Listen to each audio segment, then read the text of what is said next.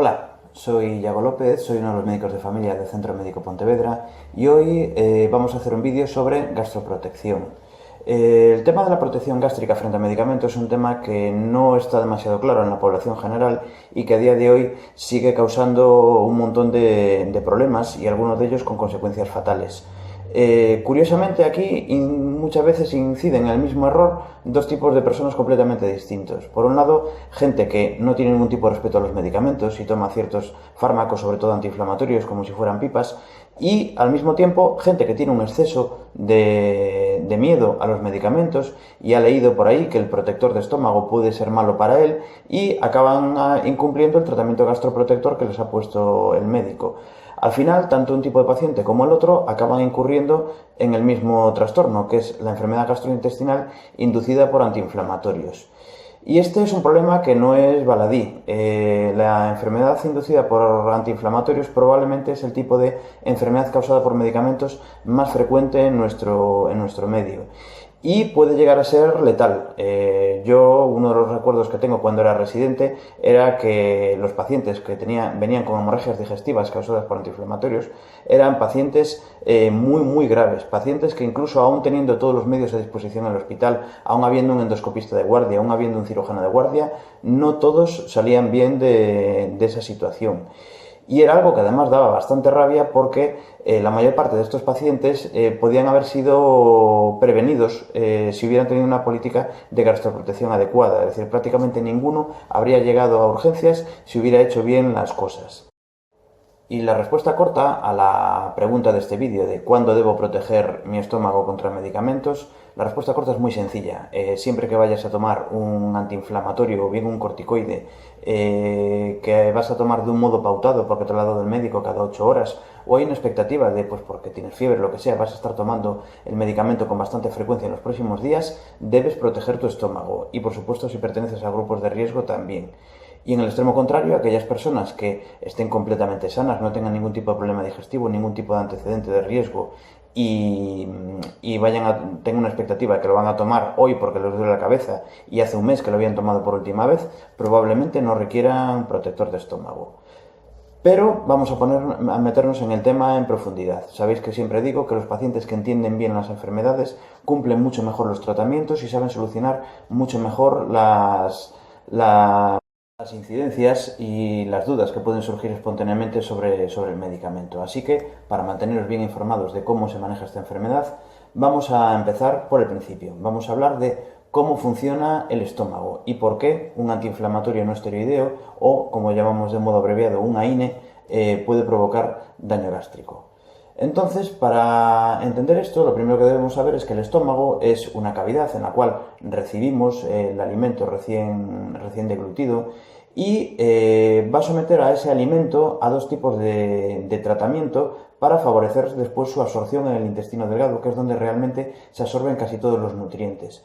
Por un lado va a haber un tratamiento mecánico, va a haber un tratamiento en el cual la musculatura del estómago va a ir masajeando primero suavemente y después con un poquito más de fuerza el alimento para ir rompiéndolo, digamos, mecánicamente. Pero hay una segunda intervención que realiza el estómago que es mucho más importante, que es un fortísimo, un agresivísimo tratamiento químico. Por un lado, el alimento que hemos tragado va a sufrir el ataque de la pepsina, que es una enzima proteolítica bastante potente. Lo que hace es romper las proteínas, que en esencia son todas cadenas de aminoácidos, las va a ir rompiendo para que cada uno de esos aminoácidos yo lo pueda absorber en el intestino, pero sobre todo, el alimento va a sufrir un fortísimo ataque ácido, con ácido clorhídrico, que es uno de los ácidos más fuertes de la naturaleza. Y la razón por la que, a pesar de este ataque, que insisto, tiene como objetivo romper las moléculas de alimentos para poder convertirlas en monómeros que podamos absorber y al mismo tiempo matar a una serie de gérmenes que podrían provocarnos una infección intestinal, la razón por la que el estómago no se acaba digiriendo a sí mismo es porque dispone de una serie de mecanismos de protección propios. Son varios. Por ejemplo, está la secreción de mucina, la secreción de una sustancia mucosa, que a efectos prácticos acaba creando una barrera mucosa que tapiza las paredes del estómago y evita que el ácido entre en contacto con la pared. También produce una pequeña cantidad de iones bicarbonato que de vez en cuando, si alguna molécula de ácido llega a la pared gástrica, interactúa con el ion bicarbonato y se convierte en ácido carbónico, el cual normalmente se descompone en CO2 y en agua, que eliminamos pues, por el aire exhalado. La consecuencia final es que todos los días, por un lado, tenemos una producción de ácido gástrico que utilizamos para atacar los alimentos de nuestra dieta, y por otra parte estamos produciendo una cierta cantidad de mucus y una cierta cantidad de bicarbonato para proteger a la pared gástrica contra la agresión del propio ácido que fabrica. Todos los días tenemos un cierto desgaste, vamos gastando un poquitín de mucina, un poquito de bicarbonato, y vamos generando nuevas cantidades para reponer las que se han perdido.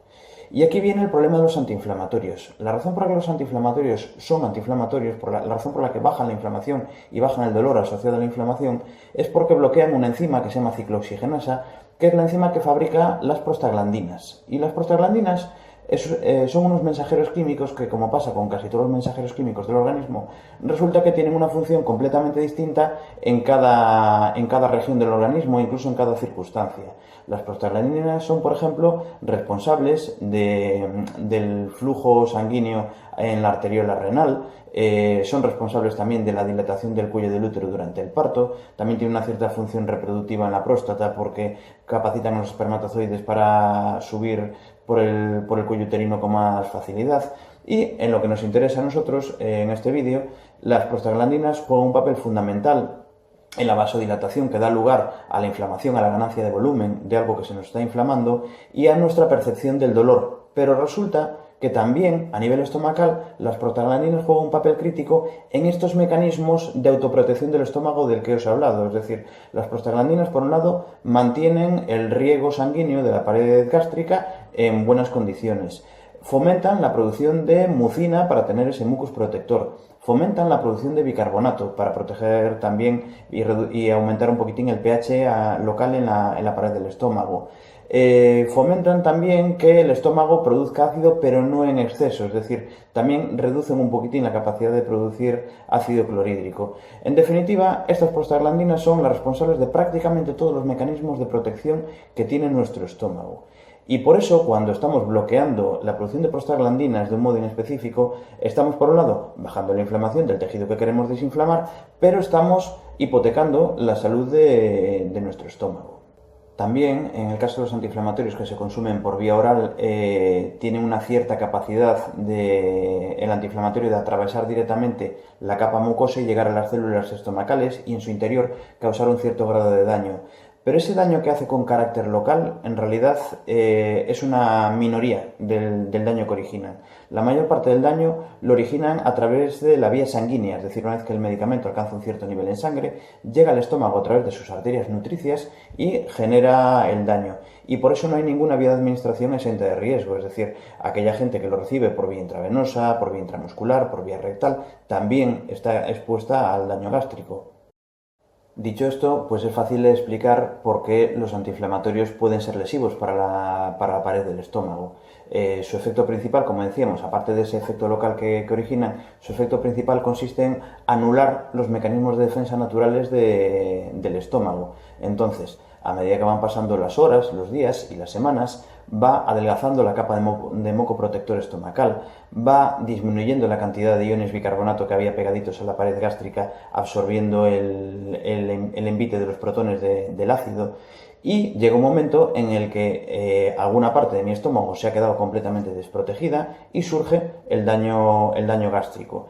Y ese daño gástrico puede ser desde algo tan leve como unas molestias digestivas, un dolor de estómago, a algo tan grave como una úlcera de estómago, incluyendo el riesgo con esa úlcera de que se produzca una perforación, que se produzca un sangrado, o un cuadro clínico también muy grave que es la gastritis erosiva, en la cual se erosiona homogéneamente toda la pared gástrica y empieza a sangrar por varios puntos a la vez. Y esto es una urgencia médica grave. De hecho, los pacientes que padecen esto, como digo, incluso si les ocurre en un entorno hospitalario, no tenemos plenas garantías de que salgan de esa situación con vida. Y por tanto, es muy lícito tener miedo a esta situación. También, precisamente por esto, es fácil entender que hablamos de un daño que no solamente es dependiente de la dosis y de la potencia del medicamento que utilicemos. Es cierto que hay antiinflamatorios que tienen un poco más de tendencia a producir este daño, como por ejemplo son el piroxicam o el ketoprofeno, y otros que son un poco más respetuosos con el estómago, como puede ser el ibuprofeno, el diclofenaco o el aciclofenaco. Pero en general, a más potencia, mayor riesgo de daño. Pero sobre todo, una cosa que tenéis que tener muy en cuenta es que la continuidad en el tratamiento favorece muchísimo el daño gástrico, por pura lógica. Es decir, una persona que durante 8 horas vaya a suprimir sus defensas gástricas, hombre, pues algo que partiese de una situación inicial en la que tuviese mucho daño acumulado antes de esa dosis, lo lógico es que esa persona no perciba absolutamente nada por esa dosis solitaria que se ha tomado de medicamento. Pero pongamos una persona que se va a estar tomando un ibuprofeno o una aspirina o algo más fuerte cada 8 horas durante varios días seguidos. ¿Cuál va a ser la consecuencia? Que de un modo continuado e ininterrumpido se va a ir produciendo un adelgazamiento de la capa de moco, de la cantidad de iones bicarbonato, hasta que finalmente la pared estomacal quede desnuda y sea atacada por el propio ácido gástrico. Entonces, pues también es fácil entender que no todas las personas están en el mismo riesgo cuando se toman un antiinflamatorio. El riesgo depende de muchos factores y por eso también decidimos que existen unos grupos llamados grupos de riesgo, que son indicaciones directas de utilizar un protector de estómago cuando esas personas se vayan a tomar un antiinflamatorio. Normalmente está ya en el protocolo en la cabeza del médico que los prescribe, pero nunca está de más que el paciente también los conozca, porque 4 ojos ven mejor que 2, y si el médico tuviese algún tipo de lapsus, siempre es bueno que el paciente conozca estas situaciones. Entonces, un tratamiento continuado en el tiempo, indicación de protector de estómago. Un medicamento potente o tomado a muy altas dosis, pues porque no queda más remedio, porque el reumatólogo nos lo ha recetado, porque tenemos una patología inflamatoria grave, también indicación de protector de estómago. Personas de más de 60 años o sobre todo personas de más de 70 años que tienen 4 veces más riesgo de hemorragia digestiva que la población joven, indicación directa de protector de estómago ante cualquier antiinflamatorio. Personas que están a tratamiento con un anticoagulante o un antiagregante, es fácil de entender. Aquellas personas que están tomando un medicamento que por definición provoca un aumento del riesgo de sangrado, pues lógicamente debemos tenerle más miedo al sangrado digestivo y debemos sobreproteger a estos pacientes pues también con protector de estómago. También aquel paciente que tiene antecedentes de úlcera de estómago, también por pura lógica. Ese paciente que ha tenido una primera úlcera de estómago ya está demostrando una vulnerabilidad, y si esa úlcera ha sido causada en el pasado por antiinflamatorios, pues más razón todavía para ser lo más protectores y lo más conservadores posibles en el tratamiento de ese paciente. Y después, bueno, en otros casos ya menos frecuentes, pues por ejemplo, gente que tenga ya una gastritis preexistente pero que requiera tener un tratamiento antiinflamatorio por fuerza, o gente que está recibiendo un tratamiento combinado de antiinflamatorios con corticoides, que también son lesivos de un modo muy parecido a los antiinflamatorios no esteroideos, etcétera, etcétera. Y bien, ya sabemos cómo dañan el estómago, ya sabemos qué personas y qué tratamientos son más arriesgados. Ahora vamos a hablar de cómo proteger el estómago, y para eso existe una panoplia, afortunadamente, de medicamentos. Los más populares, tanto por precio como sobre todo por la cantidad de eficacia que tienen avalada hasta la fecha, son los llamados inhibidores de la bomba de protones, que son el omeprazol y todos los que surgieron después del omeprazol. Son fáciles de identificar porque todos tienen la misma terminación. El omeprazol, el lansoprazol, el pantoprazol, el rabeprazol, el esomeprazol, todos estos que acaban en prazol son todos inhibidores de la bomba de protones. Cada laboratorio dice que el suyo lo va más blanco que ninguno. La realidad es que, bueno, son productos que tienen una eficacia bastante parecida. Hay algunos que son un poquitín más potentes, pero el mecanismo de acción es idéntico y todos son excelentes protectores, en concreto contra la enfermedad gástrica inducida por antiinflamatorios no esteroideos. Y como digo, por cuestión de precio y por cuestión de eficacia suelen ser la primera elección, pero no son los únicos. También tenemos los antihistamínicos de tipo H2, como son la ranitidina y la famotidina. También acaban inhibiendo la secreción de ácido gástrico por otro mecanismo un poco más indirecto, pero son buenos medicamentos, no tienen una eficacia tan fuerte y sobre todo tan fuertemente avalada por ensayos clínicos, pero la evidencia que hay acumulada hasta la fecha es más que suficiente para también recomendar su uso en pacientes que por cualquier motivo no puedan utilizar inhibidores de la bomba de protones. Hay gente que tiene intolerancia a ellos, hay gente que tiene alergia. Bueno, pues los antihistamínicos de tipo H2 son una excelente alternativa a los inhibidores de la bomba de protones. En tercer lugar, tenemos las prostaglandinas locales, que a priori sonaría como el tratamiento más lógico, es decir, dado que yo, por culpa de mi tratamiento, me estoy quedando sin prostaglandinas a nivel estomacal, pues qué mejor que utilizar una prostaglandina estomacal directamente para compensar la falta de producción de prostaglandina por mi parte. Y en ese sentido existe una indicación terapéutica de utilizar misoprostol, que es un tipo de prostaglandina a nivel gástrico. La razón por la que no es el primero de la lista es porque, por un lado, la evidencia científica no es tan fuerte como el inhibidor de la bomba de protones, pero sobre todo por una razón mucho más sencilla. Y es que el misoprostol no es bien tolerado en muchos pacientes. Estamos hablando de efectos secundarios que no son graves, pero son muy molestos, como por ejemplo la diarrea. Evidentemente, si a un paciente le vamos a provocar diarrea para proteger su estómago, estamos haciendo mal nuestro trabajo porque estamos empeorando la calidad de vida de nuestro paciente, y además probablemente el paciente abandone el tratamiento cuando ya esté harto de esos efectos secundarios. Pero hay gente que los tolera adecuadamente, y para esas personas también son una excelente idea para proteger su estómago. En cuarto lugar, existe otra política, que es el sustituir los medicamentos antiinflamatorios no esteroideos convencionales por otra nueva familia que ha surgido, creo que hace unos 15 años aproximadamente, que son los inhibidores selectivos de la ciclooxigenasa 2. Digamos que son medicamentos que lo que hacen es inhibir la formación de prostaglandinas allá donde nos interesa, es decir, habitualmente en articulaciones o en tejidos que se pueden inflamar, y inhibe muy poquito la secreción de prostaglandina a nivel estomacal, porque la prostaglandina a nivel estomacal se produce sobre todo por la ciclooxigenasa 1, que en teoría estos medicamentos no la inhiben. La realidad es que un poquito sí, es decir, incluso estos medicamentos un margen de riesgo tienen y tampoco debemos andarnos con tonterías, es decir, no debemos frivolizar el tratamiento. Un paciente que esté tomando ICOX-2, sobre todo si es anciano, no está de más complementar, es decir, tomar las dos precauciones simultáneamente: usar un medicamento gastroprotector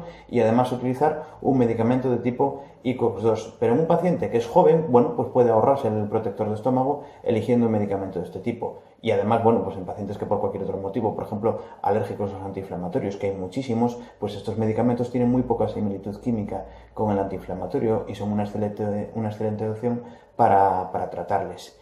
Y después, en quinto lugar, una cosa que es tremendamente obvia, y es reducir o eliminar el uso de antiinflamatorios.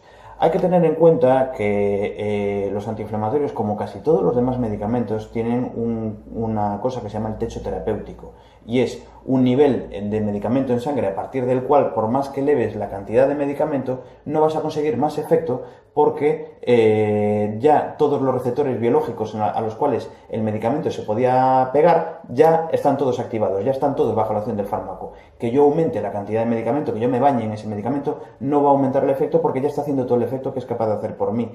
Y normalmente, cuando rebasas el techo terapéutico, es cuando empiezas a multiplicar los efectos secundarios, y por tanto es directamente estúpido utilizar a partir de una cierta dosis de antiinflamatorios, porque no vamos a conseguir más efectos primarios, lo que vamos a conseguir es más efectos secundarios. En segundo lugar, también hay que recordar que existen técnicas antiinflamatorias que no son fármacos. Por ejemplo, una persona que acaba de torcerse un tobillo, por supuesto que un antiinflamatorio es una buena idea para evitar que mañana tenga el tobillo tan dolorido y tan hinchado, pero aplicar hielo local, aplicar frío local es una excelente técnica antiinflamatoria, y pues hay que tenerla en cuenta. Y después también que los antiinflamatorios no son útiles para todo. Tenemos claro que un montón de lesiones de traumatología pueden modificar el curso clínico, es decir, pueden ayudarnos a curar ese esguince o ese traumatismo que tengamos. En patologías del orden de la reumatología son claramente útiles y son claramente importantes, pero mucha gente, por ejemplo, toma antiinflamatorios para un dolor de garganta creyendo que están curándose la garganta, y normalmente cuando alguien se toma un antiinflamatorio para un dolor de garganta, lo que está haciendo es suprimir el dolor durante las siguientes horas, pero no está demostrado que una faringitis tratada con antiinflamatorios dure menos días que una faringitis tratada con placebo, con lo cual no siempre es obligado el uso de estos antiinflamatorios. Así que usar las dosis correctas y usarlos solo cuando son necesarios es también, por pura lógica, una medida preventiva fundamental para evitar el daño gástrico. Y errores principales que cometemos con respecto a los antiinflamatorios.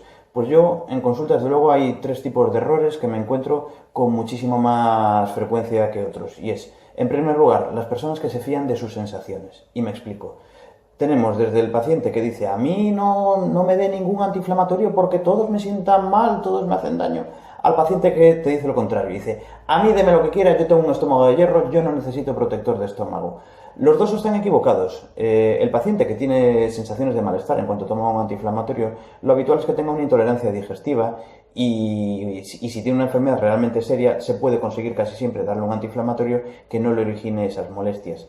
Y el que cree que tiene un estómago de hierro tiene una sensación completamente ilusoria, porque el paciente que aparece en urgencias vomitando sangre, normalmente, la mayor parte de las veces, no notaba nada el día antes de enfermar. En otras palabras, tener molestias digestivas predice con muy poca fiabilidad el riesgo de tener una hemorragia digestiva futura.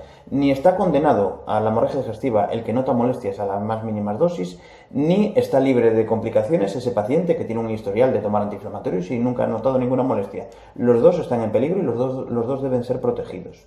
Segundo error común, el perderle respeto a los antiinflamatorios, lo que decíamos al principio del vídeo. Yo he visto auténticas barbaridades de pacientes que toman antiinflamatorios como si fueran pipas.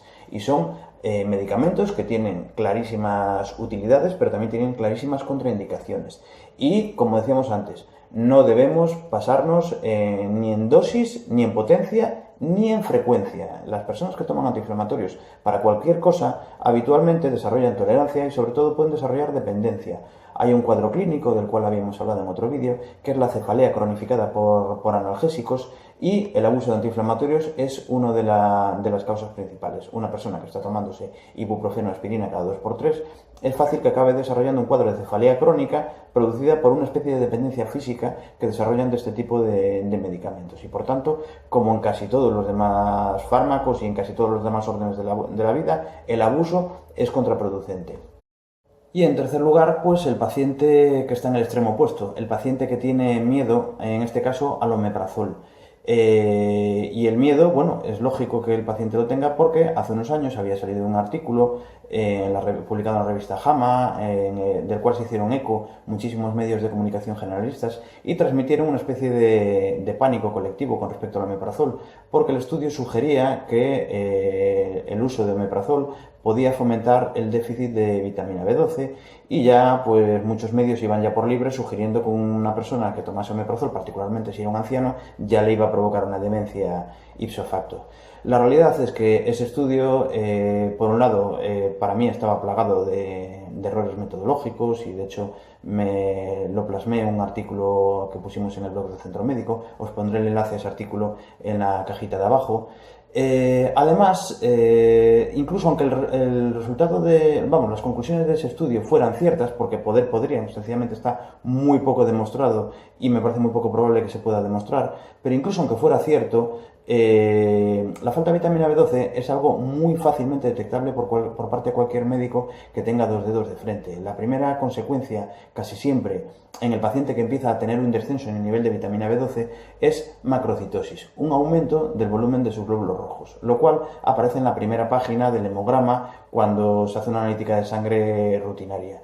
Y prácticamente todos los médicos tenemos ya un arco reflejo en el cerebro. Cuando vemos macrocitosis, nuestra siguiente reacción es pedir niveles de vitamina B12 y ácido fólico en sangre para comprobar si el paciente está incurriendo en ese déficit de vitamina B12. Y con esa sencilla medida podemos prevenir o podemos tratar esa falta de vitamina B12 muchos años antes de que el paciente tenga el más mínimo atisbo de daño neurológico causado por déficit de vitamina B12.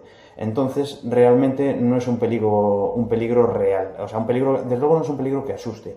Yo, desde luego, si me dan a elegir entre asumir el riesgo de tener que tomar un suplemento de vitamina B12 o asumir el riesgo de entrar en urgencias vomitando sangre, suponiendo que consiga llegar a urgencias, tengo claro que prefiero tener que tomar suplementos de vitamina B12.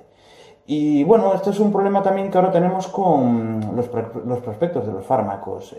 Ahora mismo el prospecto del fármaco, que antes era un documento útil para que el paciente pues, pudiese saber ciertos aspectos sobre el uso del medicamento, incluso el médico pudiese consultarlo cuando tuviese algunas dudas, ahora se ha convertido en una especie de pliego de descargo legal en el cual cualquier fármaco que te compres te amenaza con las 7 plagas de Egipto en el caso de que te lo tomes, porque ellos no quieren responder de ningún daño que tú recibas por haber tomado el medicamento. Pero una cosa que siempre se obvia en los prospectos es los efectos secundarios de no tomarme el medicamento si me lo estoy tomando por una enfermedad importante. Eso nunca figura. Y en muchas ocasiones, pues un paciente que tiene una dislipemia genética y no se toma el medicamento del colesterol, el efecto secundario de no tomarlo puede ser el ictus cerebral, o tener una hemiplegia o tener un infarto agudo del miocardio. Y eso no os lo ponen en el prospecto. En el caso del omeprazol, cuando alguien lo está tomando por riesgo de hemorragia digestiva, pues el efecto secundario de no tomarte el omeprazol es el tener una hemorragia digestiva, lo cual, como digo, es algo tremendamente grave. Y bueno, además, en el caso del omeprazol, una cosa que a mí la verdad es que me enerva es cuando viene gente que además con un razonamiento paranoide viene a decir que los médicos estamos comprados por la industria farmacéutica para que todos recetemos omeprazol a todo el mundo y tal y pascual. Y es verdad, sabemos que hay ciertos tipos de personalidad, las personalidades que tienen rasgos de tipo paranoide tienen una tendencia a creer siempre en la verdad oculta, en darle varias vueltas a algo que responde a un razonamiento directo, pero es que es particularmente llamativo en el caso del omeprazol, porque si echamos mano, yo el Medimecum que tengo es el de 2017, no creo que haya cambiado mucho del 2017 al 2018, aquí tengo los precios de referencia de casi todos los fármacos en España a fecha de enero de 2017. Y si nos vamos a la página del omeprazol, pues vemos por aquí que una caja de 20 miligramos, que es la dosis estándar de omeprazol, un envase que tenga 28 cápsulas, que es para 4 semanas, pues estoy viendo aquí una marca que lo vende a 2,42 euros. Otra marca lo vende a 2,50. Otra marca, otra vez, 2,42 euros. Los que tienen solo 14 cápsulas cuestan 2,50.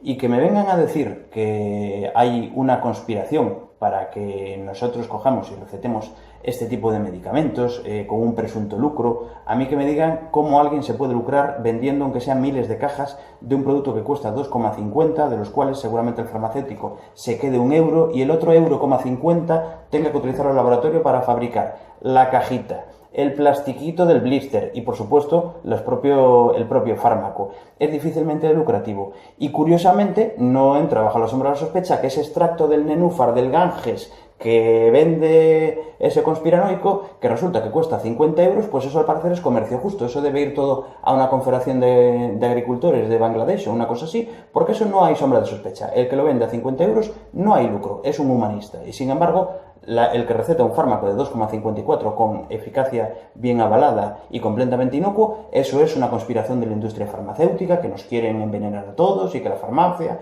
y que tal y pascual. Y me resulta curiosísimo que alguien, incluso aún siendo paranoide, que haga este razonamiento y no haga el razonamiento inverso, que resulta bastante más razonable. Y pensad también en una cosa, ¿por qué siempre surgen leyendas, poniéndonos nosotros conspiranoicos, por qué siempre surgen leyendas negras sobre medicamentos que son viejos y baratos? Porque si os fijáis, las mayores leyendas negras surgen sobre el omeprazol, sobre el ibuprofeno, sobre la simvastatina, que es un medicamento para tratar las patologías genéticas del colesterol, que también cuesta 2 euros y pico cada caja. Pero no es frecuente ver leyendas negras sobre fármacos que cuesten 150 o que cuesten 400 euros. De esos, curiosamente, no surge ninguna leyenda negra. ¿Por qué? Porque el que quiere lucrarse vendiéndonos un remedio para las patologías no ve un rival comercial en el fármaco que está de 400 euros. Ve un rival comercial en el medicamento que tiene una eficacia avalada y que es tan asequible. O cree una leyenda negra para generar rechazo a ese fármaco tan rentable y barato, o no voy a conseguir vender ni una sola caja del extracto del nenúfar del Ganges. Entonces, pues la solución la tiene sencilla, crear bulos y al final pues algo queda. Y con respecto al omeprazol, pues es evidente que las campañas de difamación han surtido efecto. La consecuencia, pues un potencial aumento del riesgo de las hemorragias digestivas. Entonces es una cosa con la que no deberíamos jugar. Así que, en resumen, tenedle respeto a los antiinflamatorios. Son medicamentos muy útiles, suelen ser muy baratos, se venden sin receta, pero esto no quiere decir que estén carentes de efectos secundarios. Entonces, debemos tener siempre cuidado y debemos tomar las medidas protectoras adecuadas, que, como podéis ver, en realidad son bastante sencillas. Y, por supuesto, siempre deberíamos comentar con nuestro médico el uso de los antiinflamatorios. Es decir, la primera pastilla me la debería haber recetado mi médico, y si mi médico es medianamente pragmático, me habrá dado una serie de indicaciones de cuándo debe utilizar ese antiinflamatorio. Pero lo ideal es que el tratamiento por primera vez, por supuesto, fuese instaurado por un médico y no por elección de la persona, porque hay una serie de factores que hay que tener en cuenta y que hay que estudiar una carrera para poder entenderlos. Y bueno, hasta aquí llega el vídeo de hoy. Me despido de vosotros y recordad que si os queréis suscribir, podéis suscribiros haciendo clic en el botoncito que os va a aparecer en este punto de aquí. Hasta el próximo vídeo, me despido de vosotros. Un saludo.